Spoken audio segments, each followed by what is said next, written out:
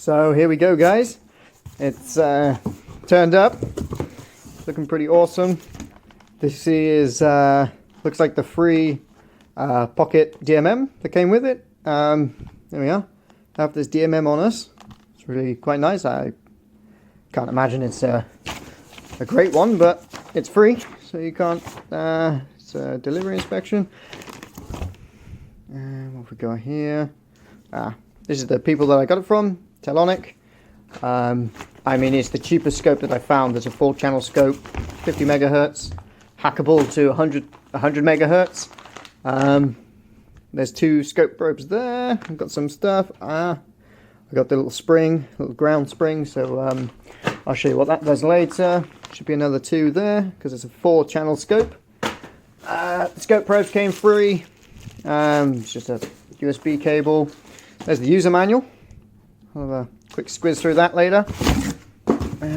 Looks like we've got a IEC lead, or the kettle lead, and the European one, so that's interesting. But look at that.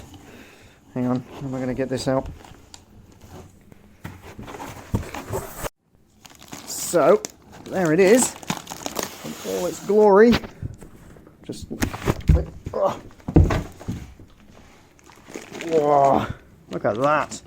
That is actually a pretty decent sized screen. I was imagining it to be a little bit smaller, but that's probably 9 inches across. That's not a bad screen. All the buttons, look at all those. Lots of knobs and doodads. 4 channels. That is amazing. Right, I'm going to pause the video and I'll get this packaging off and let's have a look. Okay guys, so I promise you this is the first time it's ever been turned on, at least in my house anyway. Here we go.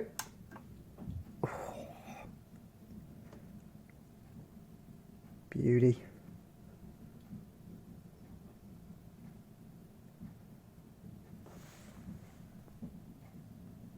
Oh, we're doing something with the channels. Oh, look at listen to those relays. What an absolute beauty. I have no idea how to use this. There we are. Got the divisions down there. I'm sure this will probably squiz that guy up.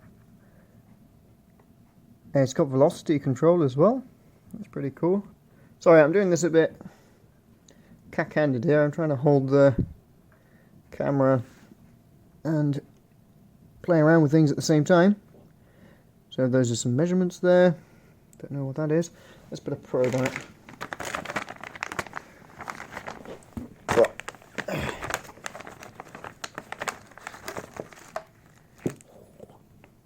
Those are nice. Not bad at all. A little bit out of focus, sorry about that. Absolute beauty. So these are passive 150 megahertz probes that come with it. So like I said, it's a 50 megahertz scope, but it is hackable to, let's just, sorry about this. It is hackable to 100 megahertz, so I will probably be doing that shortly. Oh. Right, let's do the infamous test. There we go. Probably on there. I can see squares. Squares are good. Look at that. So, I guess that's the horizontal. Oh, where's the trigger? Is this trigger? Looks like trigger. Can I push for 50%? No.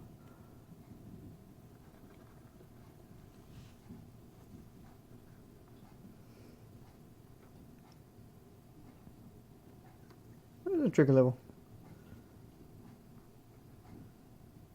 Alright, I'll use the horrific button. Where's the auto button? There it is. I know. Terrible thing. I'll have a better play around with it later.